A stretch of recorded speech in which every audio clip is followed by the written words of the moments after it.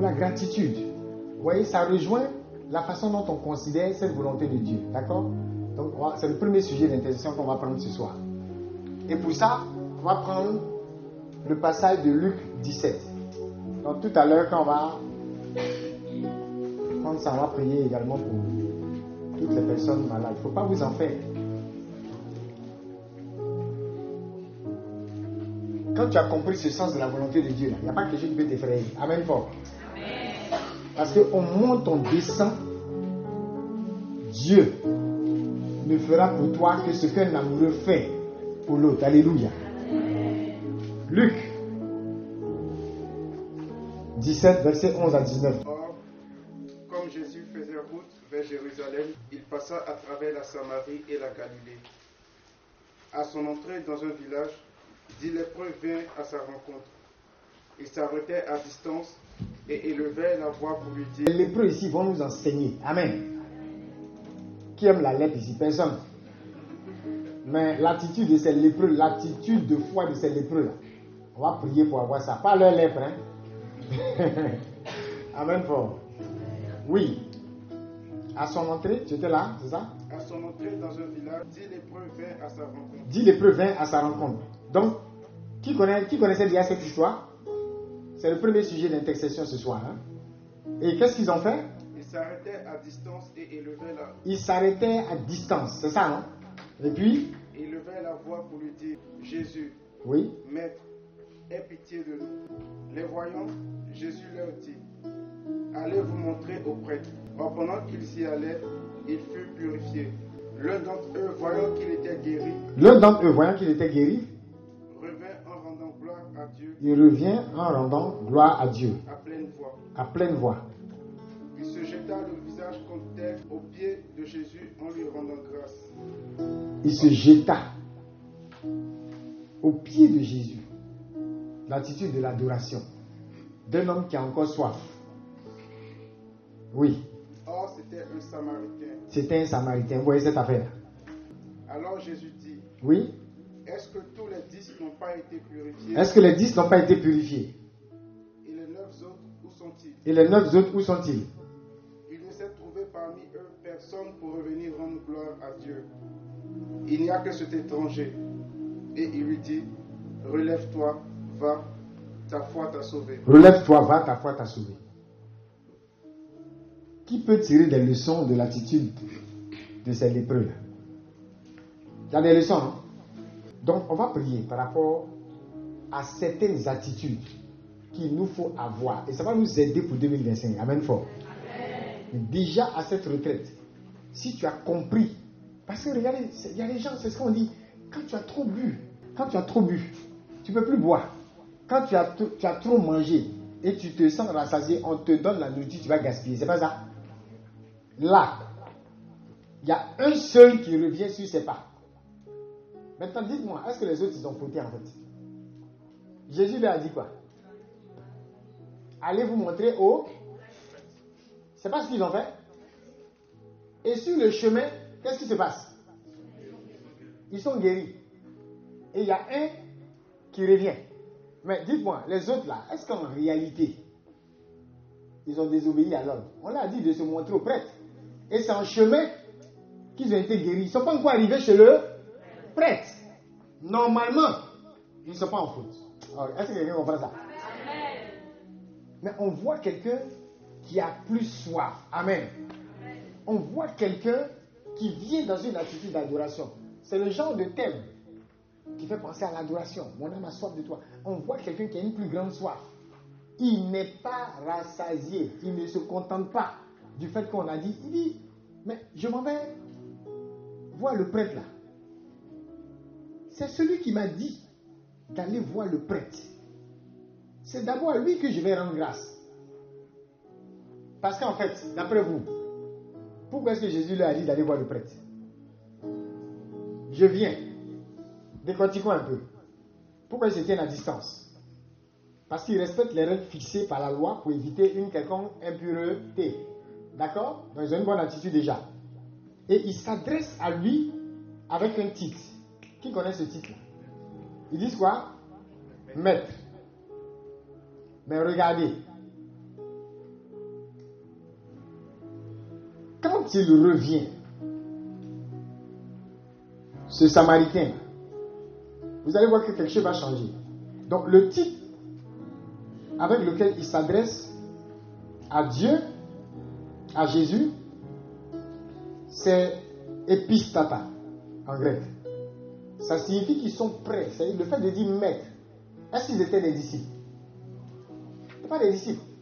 Si Pierre l'appelle comme ça, on comprend. Vous voyez, quand Pierre n'était pas encore appelé, au moment où le Seigneur lui dit, en Luc 5, vous vous rappelez de l'épisode de la pêche miraculeuse, est-ce que Pierre était disciple? Pas encore. Et Jésus lui dit, il faut jeter le filet là. Avance en eau et jette ton filet, c'est pas ça? Comment Pierre lui répond? Comment Pierre l'appelle? Il appelle maître. C'est le même thème grec epistata. Il n'appelle pas Seigneur. Mais lorsque le miracle va se produire, ou la pêche miraculeuse va se produire, ils vont prendre la quantité énorme de poissons au point de demander du renfort. Vous allez voir que Pierre va utiliser un autre thème. Il ne dira plus maître, il dira Seigneur. En grec, au lieu de epistata, il dit maintenant Kyrios. Et le Kyrios qu'il dit là, c'est comme s'il reconnaît déjà le statut de Messie. Quelqu'un n'a pas compris. Or, quand on dit epistata, c'est maître. Mais maître dans le sens de un seigneur, mais ce n'est pas seigneur dans le sens de Messie, c'est quelqu'un de haut rang. Une personne à qui je suis prêt à me soumettre. Il a un niveau élevé. Vous voyez ça souvent dans les films, non? Hein? Que puis-je faire pour mon Seigneur? Est-ce que c'est Seigneur dans le sens du Christ là? Non. On appelle des rois comme ça, non? Voilà, c'est un peu dans ce sens-là. Vous suivez maintenant. Donc, c'est quand même une attitude de foi parce qu'ils disent epistata. Ça veut dire qu'on est prêt à obéir à ce que tu vas dire. C'est pourquoi après ils disent quoi? Aie pitié de nous. D'après vous, pour les lépreux, qu'est-ce qu'ils demandent? Ils demandent quoi? Mais est-ce qu'ils ont dit ôte notre lèpre? Ils ont dit quoi? Aie pitié de nous. Certains biblistes disent que c'est comme si ces lépreux laissent l'initiative au Christ. Alors que souvent dans certains enseignements, surtout chez nos frères, d'à côté, ils aiment dire qu'il faut être précis. Et ce n'est pas faux. C'est important d'être spécifique dans la prière. Qui a déjà entendu ce genre d'enseignement? C'est vrai. Mais là, on n'a pas l'impression qu'ils sont précis. Hein? Aie pitié de nous. Mon ami, tu veux quoi? Ou bien, oui, on dit, mais parle, ou bien. Et à des moments donnés, c'est le Christ lui-même qui emmène le malade à préciser. C'est pas ça? Que veux-tu que je fasse pour toi? Ouais, un peu. Mais là, ils disent, aie pitié de nous. Et quand ils ont dit ça, ils élevaient la voix disant, Jésus, maître, aie pitié de nous. Les voyants, il leur dit, allez vous montrer au prêtre. D'après vous, pourquoi ils disent ça? Ils ne disent pas, guéris-nous. Ils ne demandent pas de la nourriture, ils ne demandent pas de l'argent. On ne sait pas ce qu'ils demandent en fait. Mais aie pitié de nous. Donc, ils laissent l'initiative au Christ. Et regardez, quand il leur dit d'aller voir les prêtres, d'après vous, pourquoi il dit ça? Parce que c'est quoi? C'est le prêtre qui doit attester. Ça, c'est dans Lévitique 14. Hein? En réalité, on va voir le prêtre, non pas pour se faire guérir par le prêtre, mais pour qu'il atteste, pour qu'il constate la guérison et qu'il fasse ce qu'on appelle le rite de purification. Ça, c'est en Lévitique 14. Donc, déjà, on a ce sentiment que c'est lépreux là. Quand ils disent maître, c'est une façon de dire on est prêt à obéir. Ce que tu as dit de faire là, on est prêt à faire ça. Et il dit allez voir le prêtre, alors qu'ils n'étaient pas guéris. Mais c'est comme si déjà ils anticipent. Vous suivez un peu? Qui comprend? Vous voyez un peu, non? C'est comme s'ils anticipent. Parce que quand on va voir le prêtre, c'est qu'on est déjà guéri. On ne va pas voir le prêtre pour dire ah, il y a un Jésus là, il a dit de venir vous voir. Vous avez prié pour moi, hein? Ah là, mon ami, tu as eu problème, hein? Enfin, ce n'est pas son rôle. Et ce n'est pas ce qu'il est censé faire. Il est plutôt censé célébrer le rite de purification, attester de ta guérison. Donc, ils ont marqué là une attitude de foi. Et effectivement, en route, la guérison se produit. Ça veut dire qu'ils peuvent donc continuer et effectivement arriver chez le prêtre qui va constater leur guérison qui s'est produite en route. Mais il y a un Lui, il dit, mais l'action de grâce que je vais aller célébrer chez le prêtre là. Qui est Dieu? Est-ce que ce n'est pas ce épistata, ce maître qui m'a dit, va voir le prêtre? Parce que quand je quittais sa présence, j'étais encore lépreux. Il me dit d'aller voir le prêtre. En réalité, c'est pour rendre grâce à Dieu. Mais qui est Dieu? Je ne sais pas si vous voyez la foi de ce gars. Il retourne. Et c'est comme si déjà, les théologiens m'ont dit, il a une christologie haute. C'est-à-dire, il est déjà conscient de qui est le véritable Seigneur.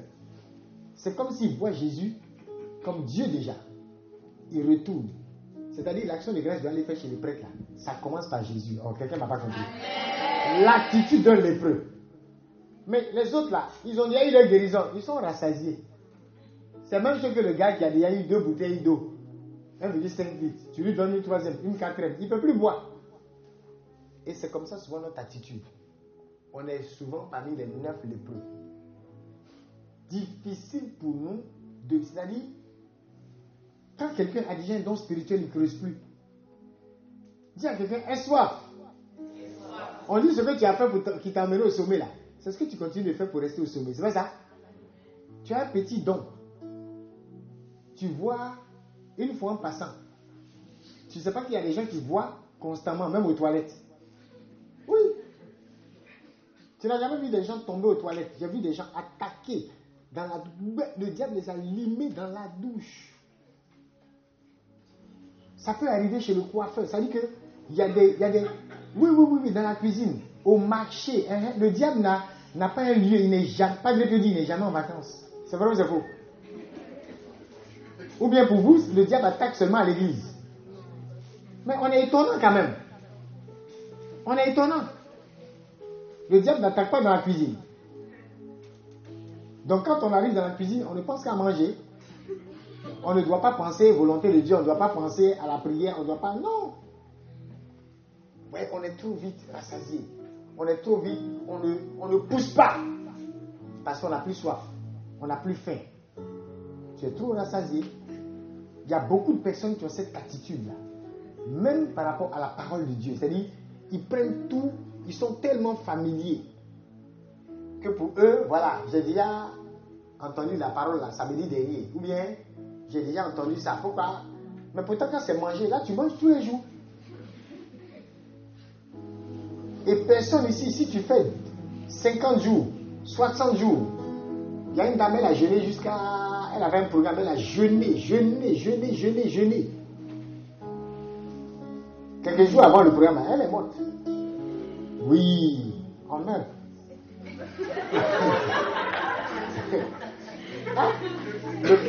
Le corps dit ma chérie. Le corps dit ma chérie. Tu aimes ton sauveur, tu vas aller le rejoindre. Moi, je ne suis pas dit ton affaire. Elle est morte. Il y a des gens qui ont voulu traverser l'eau.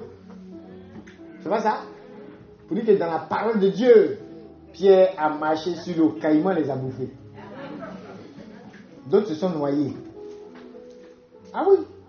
Et chez nos frères pentecôtistes, vous allez voir que des gens ont pris ça pour enseigner leur fils, pour dire faites attention à vos ailes mal éclairées.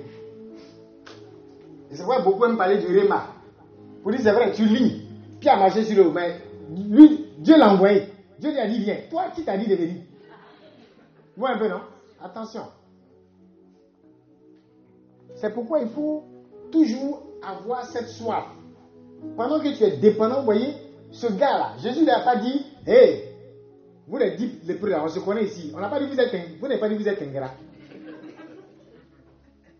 Si jamais vous quittez Paris pour arriver à Rennes, et au milieu là-bas, quelque chose se passe là, on se connaît ici, vous n'avez pas dit vous êtes ingrat. Ne revenez pas, hein. Vous dites merci, continuez à Rennes là-bas. Donc, il n'a pas dit ça, hein. Le gars, on ne l'a même pas envoyé, hein. Lui seul, il retourne. Les autres même peut-être vont dire tu es traite. Nous tous là, on nous a dit d'aller nous montrer au prêtre. Est-ce que tu es arrivé là-bas, mon ami? C'est comme les élèves, toujours, ils sont ensemble. Vous faites les choses, à 2h du matin, ils se cachent, ils ont ouvert son livre. Juste il l'étudie. Peut-être il fait comme si... Ouais, un peu non. Toujours les gens qui font les choses à l'écart. Maintenant, voilà, à la fin, Jésus lui dit, relève-toi, va, ta foi t'a sauvé. Donc les autres, ils n'ont pas foi, quoi. Donc eux, ils ne sont pas sauvés aussi. Pourtant, ils sont guéris. Et même, comme on l'a dit, une des preuves qu'ils avaient foi, l'expression epistata, ils ont appelé maître. On est prêt. On te considère comme quelqu'un de rang supérieur. Ce n'est pas encore Seigneur, mais au moins c'est maître. Ce que tu vas dire, on va obéir, puisque tu es maître. Et puis il a dit, allez vous montrer. Ils n'ont pas dit, mais mon ami, c'est comment ton affaire? On est venu pour que tu nous guérisses. Tu nous dis d'aller nous montrer chez le prêtre. C'est pour qu'il nous insulte ou bien?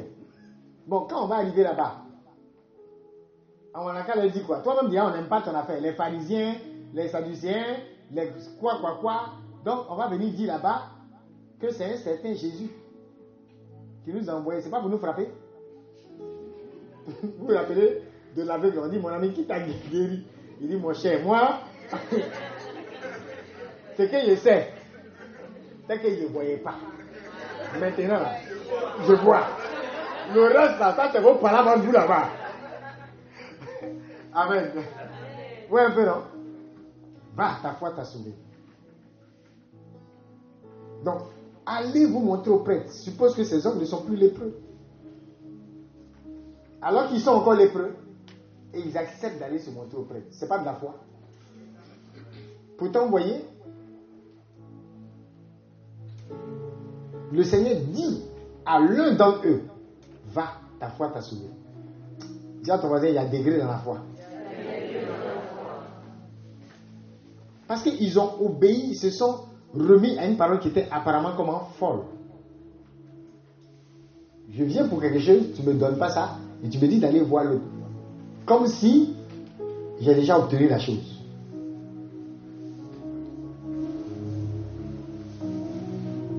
Qui veut avoir ce type de foi? C'est la foi qui montre la soif.